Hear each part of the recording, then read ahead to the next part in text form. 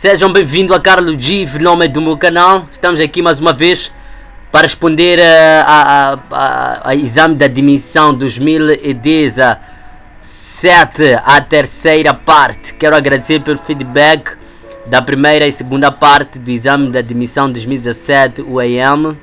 Estamos aqui mais uma vez para responder os pedidos dos meus estudantes 12ª que terão o exame este ano.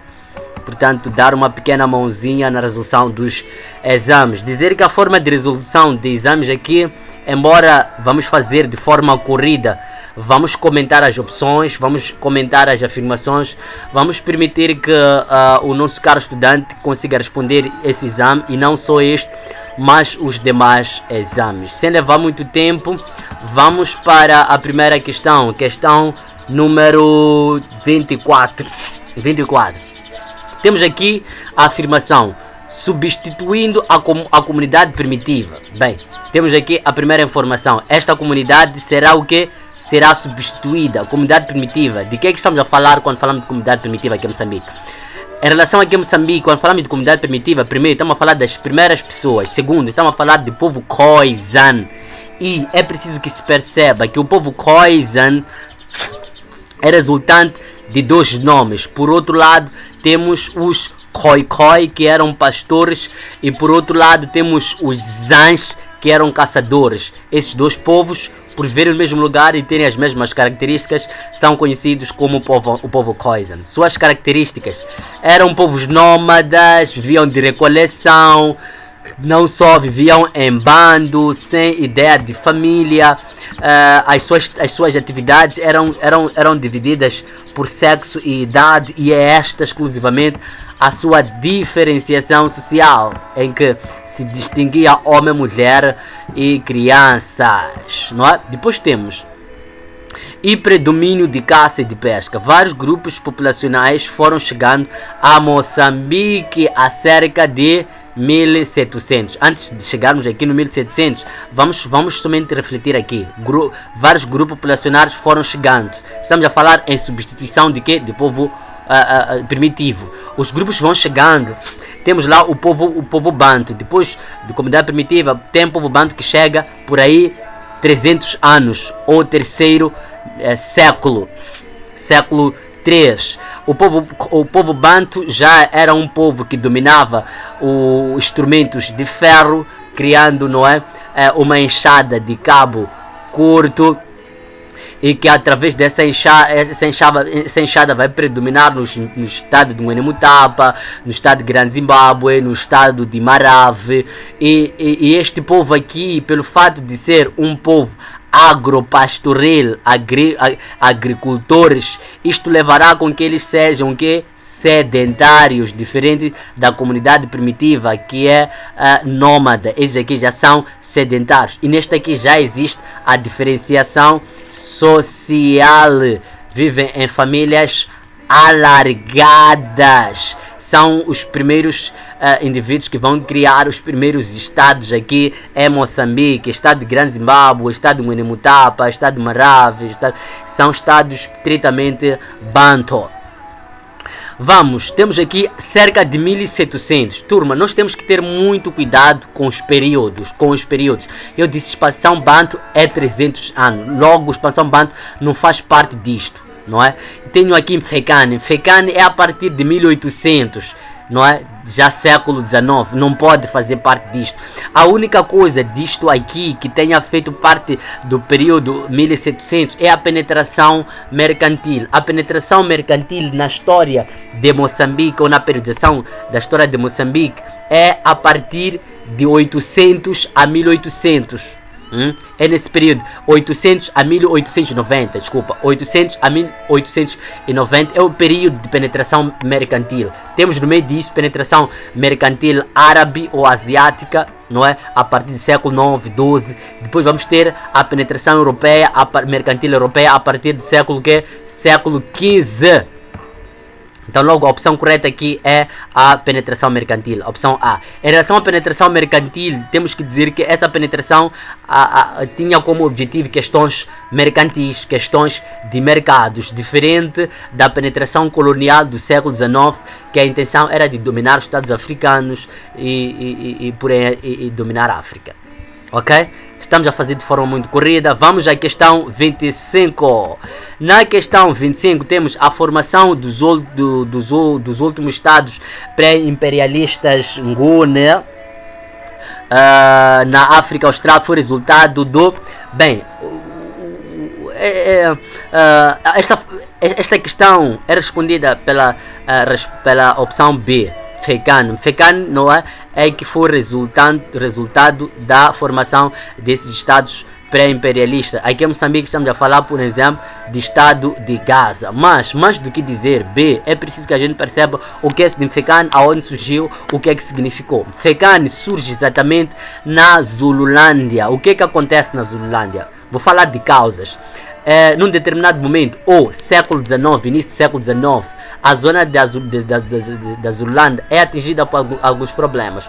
Um dos problemas há de ser a própria crise ecológica. A crise ecológica vai criar secas e vai gerar fome. Não só temos ali a explosão demográfica, o aumento populacional, numa altura em que não havia terras favoráveis suficiente para todos. Isto vai levar a que existisse conflitos entre os reinos.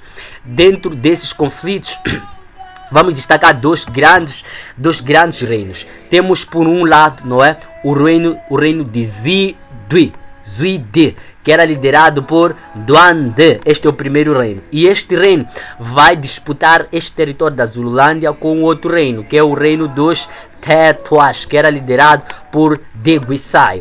Deguisai é morto numa certa batalha que ambos vão ter.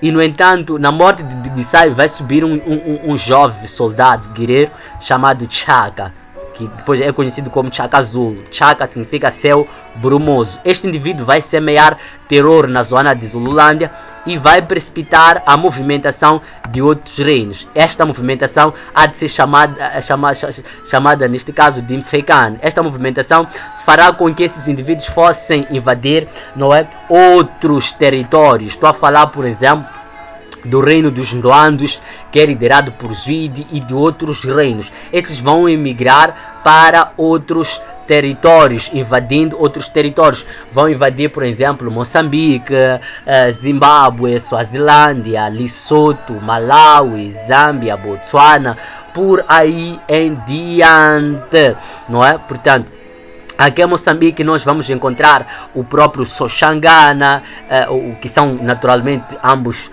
Ngunis todos neste caso. Depois temos na zona de Zimbábue os próprios Ndembeles. Na zona de Namíbia temos também os próprios Ndembeles. Um pouco para Angola temos os Kololos e por aí em diante. Então a opção correta aqui é a opção B. Correndo um pouco com o tempo, temos 26. A fim de quebrar todas as ligações com a linhagem para se tornar representante de toda a sociedade, indiferente às rivalidades familiares, o mambo comete no momento da sua intronização ou com uma parente próxima. A opção correta aqui é a opção B. Aqui nós estamos a falar do mambo, do império de Ngwene-Mutapa. Ngwene-Mutapa significa chefe, Mutapa significa minas de ouro, Ngwene-Mutapa significa chefe das minas de ouro. Estamos a falar de um certo estado que é formado pelo abandono de Grande Zimbábue.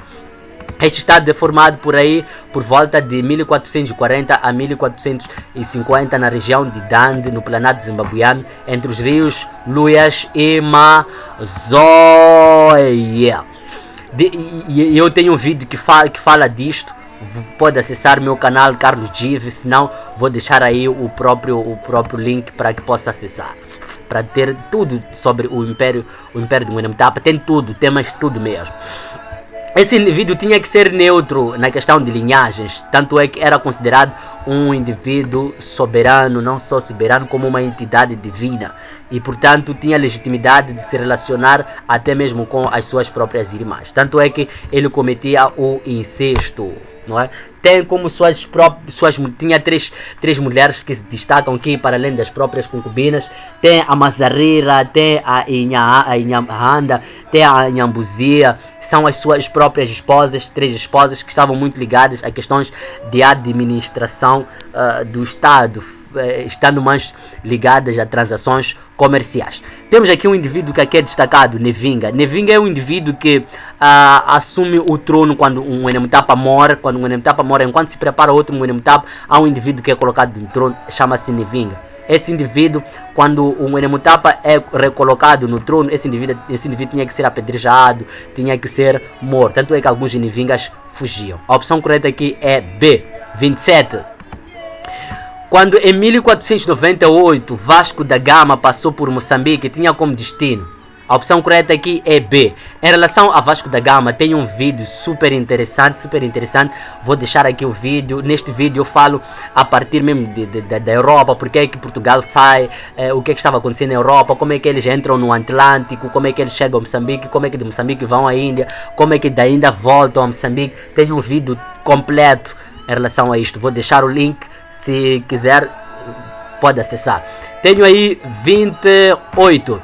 A penetração mercantil portuguesa em Moçambique no século XV foi antecedida por confrontações militares. Bem, estamos aqui a dizer que a penetração portuguesa foi no século XV. Antes da penetração mercantil portuguesa, tivemos a penetração mercantil asiática ou árabe. E esta penetração teve lugar nos séculos 9, a partir dos séculos 9, século 12. Dizer que aqui essa penetração foi antecedida por alguns conflitos militares entre os comerciantes árabes e também os comerciantes portugueses. A opção correta aqui é a opção B. Os comerciantes árabes, nos primeiros momentos, tanto os próprios árabes como os portugueses vão se instalar na zona costeiras. Então, naturalmente que ao andar dos tempos é que vão penetrar o interior de África. O caso, por exemplo, de Portugal, não é? Começa por depois de Inhambane vão à Índia, e depois de regressar da Índia começam já a formar algumas feitorias aqui em Moçambique. Formam a primeira feitoria, não é, em Sofala em 1505. A feitoria de Sofala, não só depois de 2 anos vão formar também a feitoria lá na ilha de Moçambique em 1507. A feitoria de Sofala tinha muito interesse de perceber o que estava a acontecer ao longo da costa, porque eles viam os árabes a circularem de um lado para o outro, queriam perceber a movimentação dele, a sua própria entrada a partir de Sofala. Depois de se aperceber que esses indivíduos vinham do interior carregados de ouro, vão penetrar já para o interior, onde já vão formar a feitoria, não é, de Tete e de Sena em 1530, não é? E depois também a de Quilimane já em 1544. E essas duas feitorias, tanto a de Tete e Sena, e não só de Quilimane, elas tinham mais objetivo de controlar as vias de acesso, e não só as vias de acesso, como também de os levar às zonas de produção do próprio ouro. Estou a dizer, naturalmente que a de Sofala era para saber o que os árabes estavam a trazer do interior e perceber como é que eles fazem para lá chegar. Depois de saber, eles penetram, formam essas 3 feitorias, a de Tete e Sena, e depois também a de Quilimane, não é, para permitir penetrar no estado do próprio Nwenemtapa, controlando as vias de acesso. A opção correta aqui é B. Vamos à questão 29. Nos séculos 17 e 19 assistiu-se um período de apogeu do estado Ajawas, na zona norte do território de Moçambique. Esses estados eram também conhecidos por Ajawa, também conhecidos como Hau. Hau, não é? Era um monte que se encontrava naquela zona, e que esse monte era sem vegetação. Dizer que este estado, a Jawa, desenvolveu-se nos atuais territórios sim, de Nampula, de Niassa e de Cabo Delgado. A sua capital era Niassa. Dizer que primeiramente os chefes das Jawas praticavam agricultura, e no momento em que praticavam agricultura não tiveram muito destaque só a partir do momento que vão praticar o comércio de marfim e depois o comércio de escravo é que os líderes começam, não é, a ganhar mais destaque. E nessa altura é a altura em que surge as dinastias dos Matacas, não é? Dos Cangilas, dos Pondas, dos Talika, dos Matipuires e entre outros. O que é muito importante aqui eu destacar agora é em relação à religiosidade desses indivíduos. Eles distribuíam para os seus soldados, aqueles indivíduos que capturavam os escravos, alguns amuletos, não é? Que eles entendiam como algo que fosse lhes defender, porque a captura de escravo envolvia algumas lutas.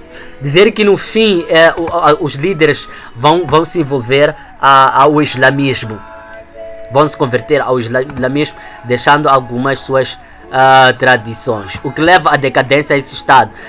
Eles na verdade vão entrar em decadência primeiro pelas próprias disputas das rotas comerciais entre eles e os Macuas, e não só as próprias invasões gunis, e não só as próprias campanhas de pacificação que Portugal vai empreender para dominar os estados moçambicanos e implantar o seu estado colonial. Portanto, vamos terminar aqui por forma a não levarmos muito tempo. Na quarta parte vamos começar da questão. Não, deixe-me só também responder essa questão 30. A penetração e abolição dos tráficos de escravos em Moçambique foi no ano de. A opção correta aqui é a opção C. Então vamos terminar aqui. A próxima, a quarta parte, vamos começar da questão 31. Meu irmão, é isto que eu me ofereci a dizer em relação ao exame de admissão 2017 História. Portanto, eu desejo sucesso na sua preparação e exame. Peço que deixe seu like, sua subscrição, seu comentário.